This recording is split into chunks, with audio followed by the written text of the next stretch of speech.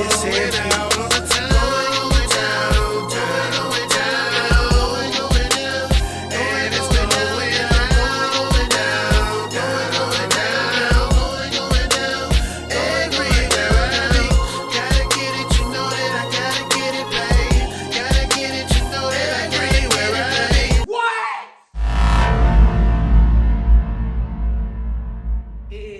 a beautiful day in the neighborhood.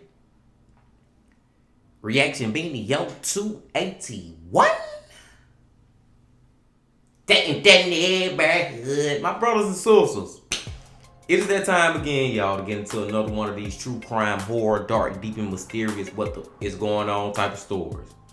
Hope y'all doing excelente out there today, as always. And I'm glad that y'all came on back to the channel once again to fuck with the bean. Now, today, we're gonna go to our homegirl. It's been a couple of videos since we last checked out, and I'm real intrigued on this video.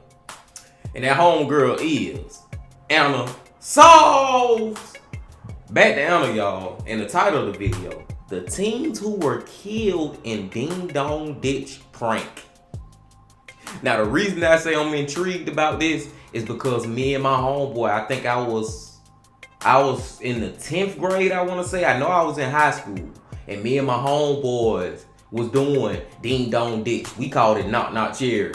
But we was doing it and we was recording it. And it's a video still up to this day on YouTube that go back how many years now?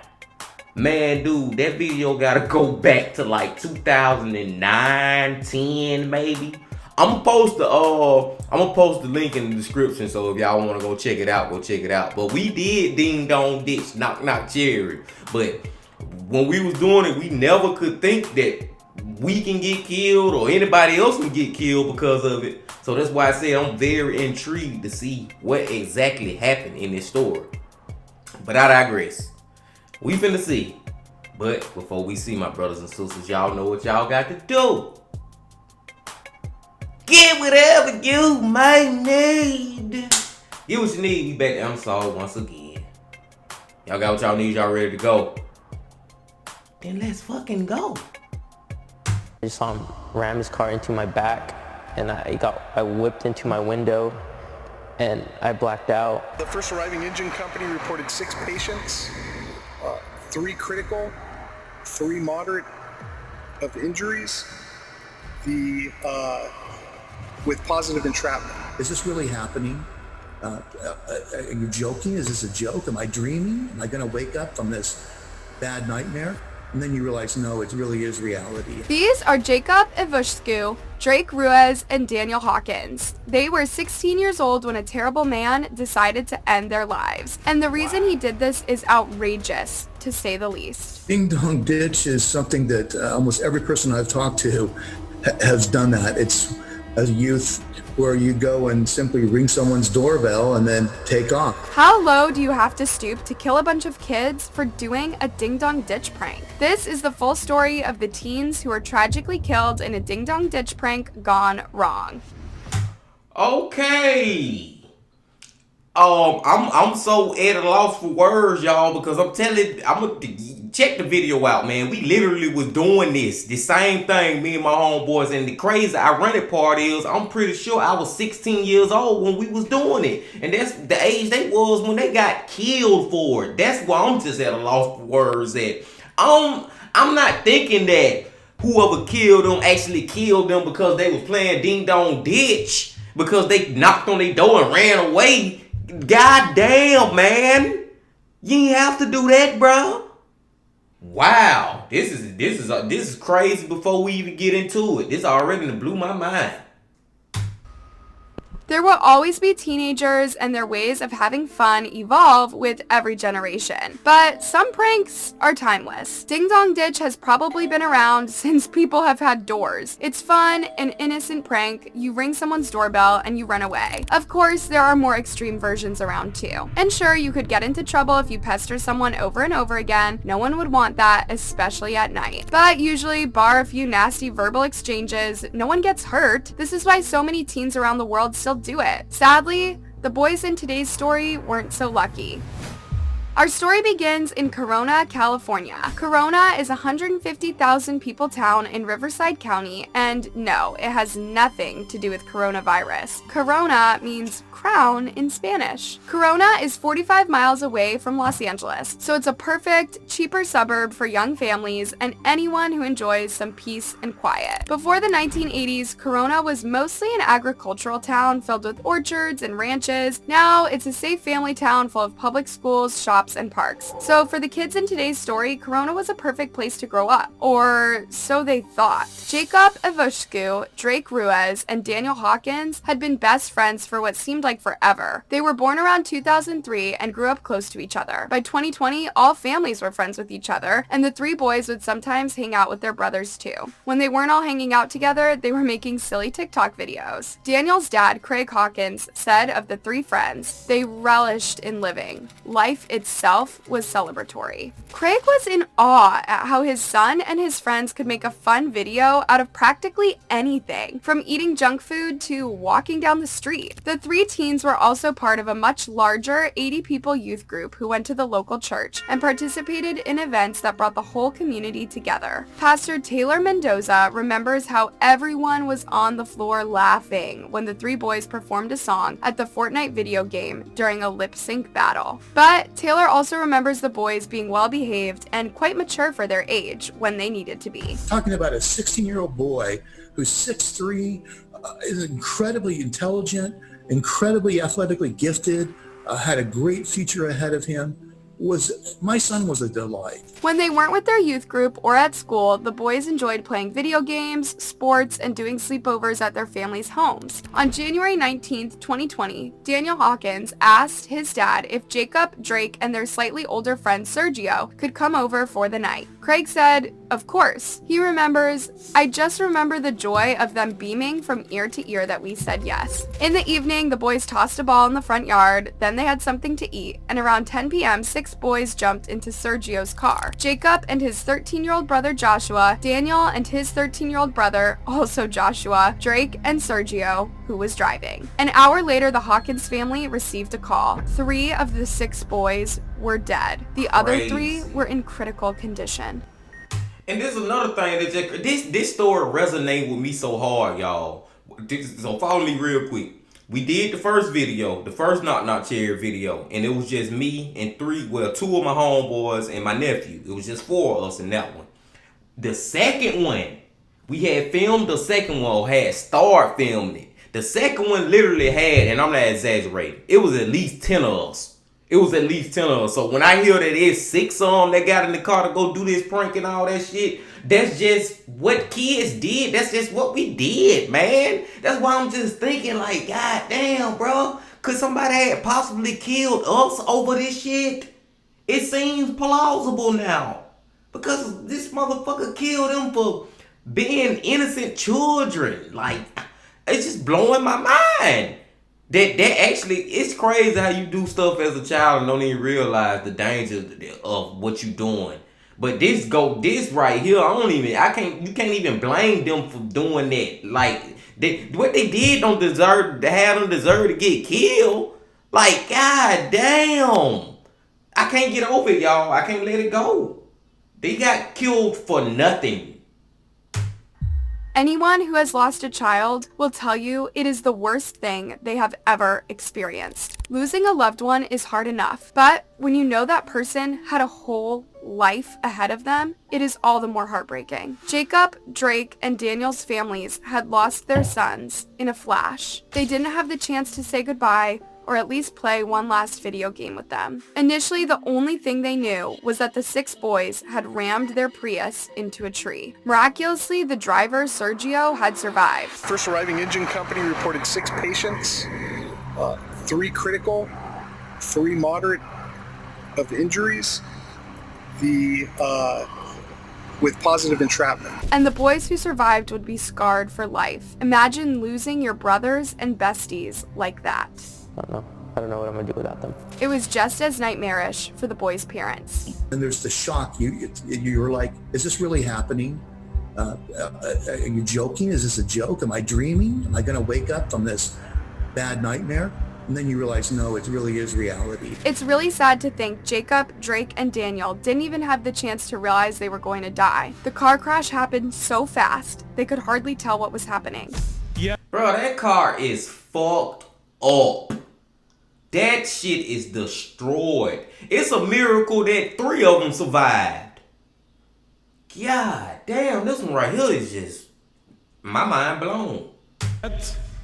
Daniel, Drake, and Jacob did not know how close the moment of their final breath will be. But here's where the story takes an even darker turn. There were 3 survivors to the crash, and they all remembered the same thing. Sergio did not crash the car because he was reckless or intoxicated. He was forced into the tree by an angry man they'd played Ding Dong Ditch with earlier that night. A man has been arrested and he's been charged with murder. Family members say it was a prank that escalated into that man ramming the car that was carrying teenagers. When you have 3 young people lose their lives, that hits us home. A lot of us are parents ourselves. In the late hours of January 19th, the 6 boys were out driving with one purpose only, to play Ding Dong Ditch. Earlier that evening, Jacob's little brother suggested 2 activities for the night. We dared Josh Avascu to either jump into a pool at night or go Ding Dong Ditch a house. They chose Ding Dong Ditch and off they went. But that night, they ended up on the wrong person's doorstep. This is 42-year-old Anurag Chandra. At the time of the murders, Chandra was out on bail for domestic violence. That night, he'd drank 12 beers by himself at home. When the boys rang his doorbell, he got so angry, he decided to kill them. The boys ran into their car, but Chandra jumped in his Infiniti too. He started chasing them, going faster and faster. Gentlemen apparently came out, and then they got ready, got in the car, took off. And then after they'd taken off, they had realized that he had apparently got in his car and came looking for them. Initially, the boys didn't even realize what was happening. They thought Chandra had given up and someone else was speeding up behind them. But then they looked through the rearview mirror. I just saw these brights behind me and I realized that he was getting closer and closer and I was like, what's this dude's problem? And that's when one of them was like, oh shoot, it's the guy that we Ding Dong Ditch. The boys tried to rush toward the freeway and lose the angry man, but he was going at full speed. Reportedly, Anurag reached 99 miles per hour that night. Friends started screaming, they're like, make it to the freeway, make it to the freeway, like try to lose him there. Imagine the fear you feel as this crazy man is out to get you. You have no way of talking him down. All you can do is run, or in Sergio's case, drive, but he wasn't fast enough. At around 90 miles per hour, Anurag smashed his car into the boys' Prius. I saw him ram his car into my back and I whipped into my window and I blacked out. When he woke up, Sergio realized the situation was dire. The paramedics were dragging his friends' bodies out of the car. That's when it really hit that they're gone. Chandra fled the scene. Yep, domestic abuse, DUI, and triple murder weren't enough. He had to do a hit and run too. Luckily, Bruh, I'm tripping off also that the driver is one of the survivors. He ain't even look like he got no injury for real. He got a little, Band-Aid on his head, patch, whatever you want to call it. But other than that, he ain't got no injuries. That's amazing too. Because the driver, 9 times out of 10, gonna be one of the ones who end up, passing away in one of these fucked up car crashes. Wow. I can't get over this man fucking killed him over a fucking Ding Dong Ditch. This shit crazy. though, there were several witnesses who saw his gut-wrenching crash. So when he got in his car, the witness followed him to a nearby residence. There, they circled him and called the police. Anurag Chandra was arrested within minutes. All he could tell the police was that the boys made him extremely, extremely angry. Yeah. Imagine if your kids were there instead, Chandra. I know, right? So many people came together after the tragedy. Brent Howard, a leader of the youth group, said, "It doesn't seem real. You hear tragedies like this happen in the news, you don't think it's going to happen to you." The church group rallied around the surviving boys and did all they could to welcome them back home from the hospital. It was substantial help for the grieving families, but nothing could fill the void of losing your child in the blink of an eye. Now, the parents wanted to see Chandra pay. Now he faces 3 counts of murder.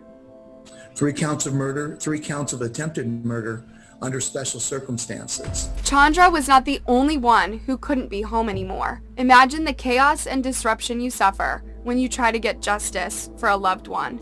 The last 9 days took us in places we did not plan to be.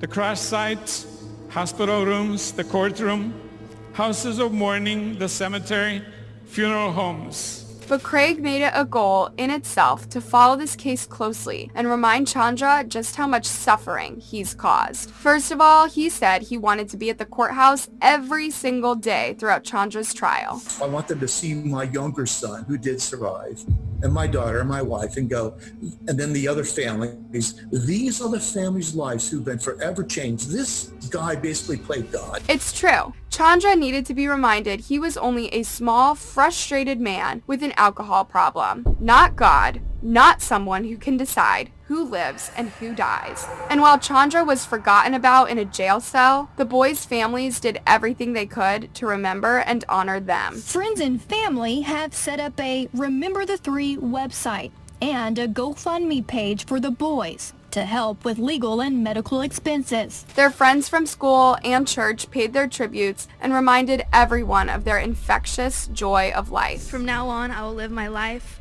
for each and every one of them. Rest in peace, number 89, 69, and 25. Apart from remembering the boys for who they were, one topic came up over and over again. How could someone murder 3 teens for playing a prank?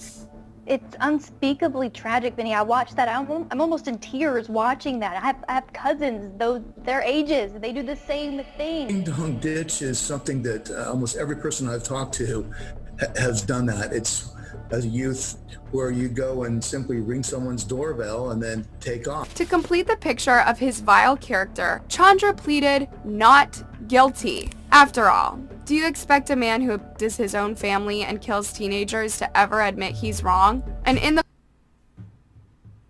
I'm so caught up in the story, but I know y'all just heard that shit. After all this shit, after the bullshit reason that this man did this, he got the audacity to say he is not guilty. Oh my fucking God, man. See, he the worst kind of type of murderers. All murderers bad, all on worse. But I'm just saying it's a certain type that they know you got all the evidence against them. They know that you know they guilty. No doubt about it. No ifs, ands, or buts. But they still got the galls. They still got the nerves to say that they are not guilty. It just show you the asshole that he is. Him killing these damn kids because of a fucking prank already show you the asshole he is. Death penalty, please.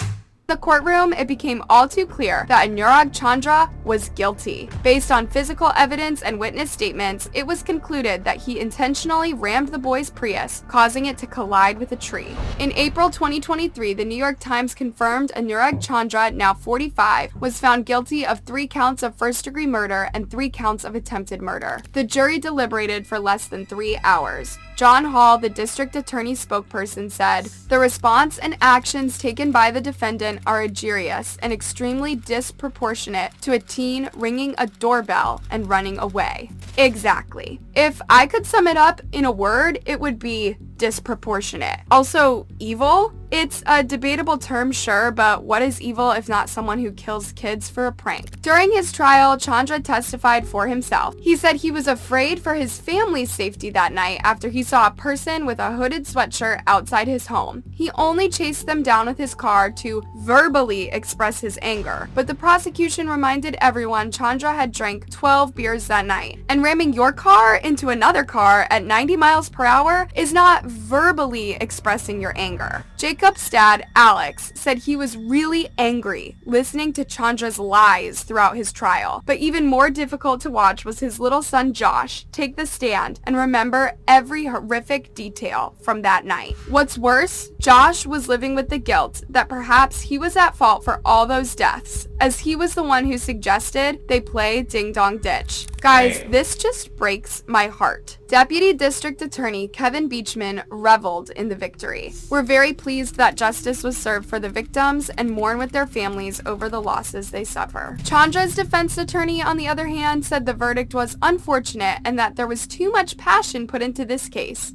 Excuse me? Even with Chandra's lack of remorse and bogus stories, the boys' families are speaking of forgiveness and moving on. And what is so powerful about this story, Vinny, is Craig Hawkins, the father of Daniel, who we spoke to in that interview, he's all about forgiveness. Even though Anurag Chandra is pleading not guilty, he's not so far taken any ownership for any part of what he did. Chandra will be sentenced in July 2023. Everyone expects a life sentence.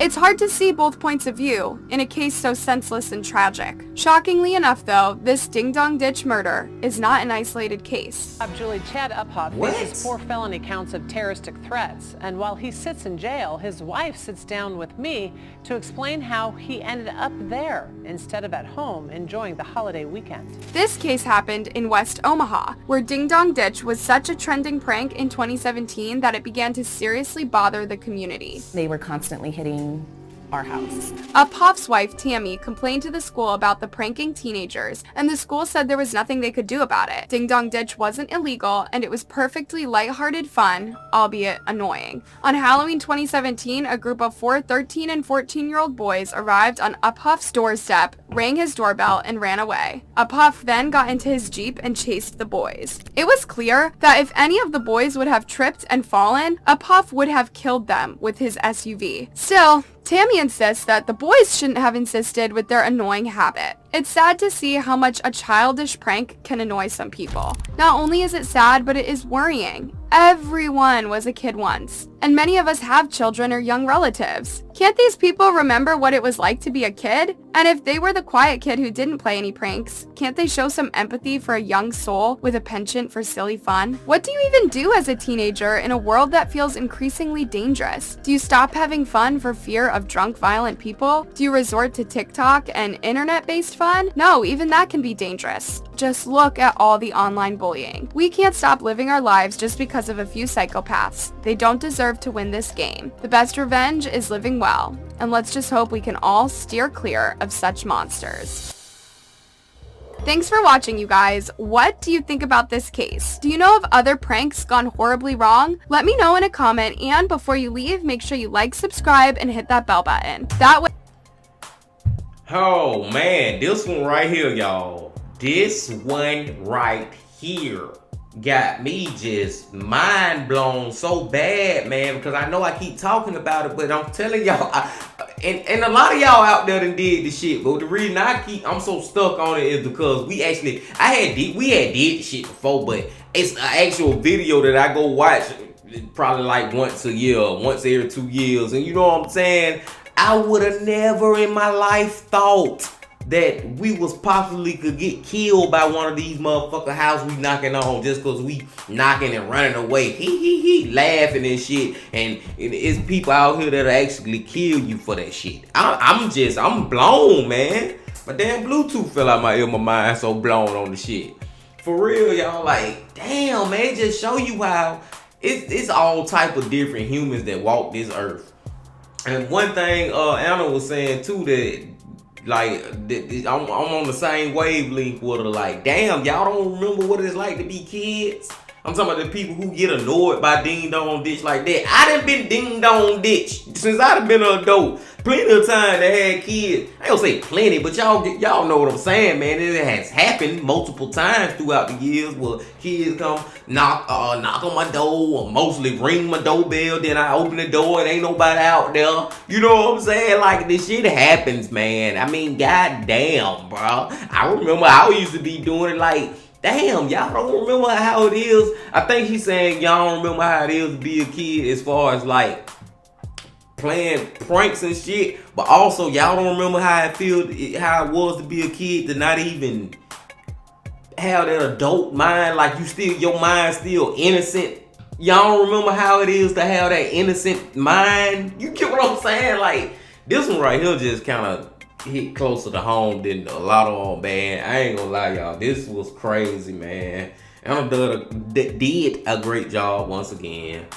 I ain't gonna hold y'all no long because y'all know I can keep on rambling and rambling and rambling and rambling and rambling. But I'll see y'all tomorrow, my brothers and sisters. We're going back to Mike from that chapter, more than likely.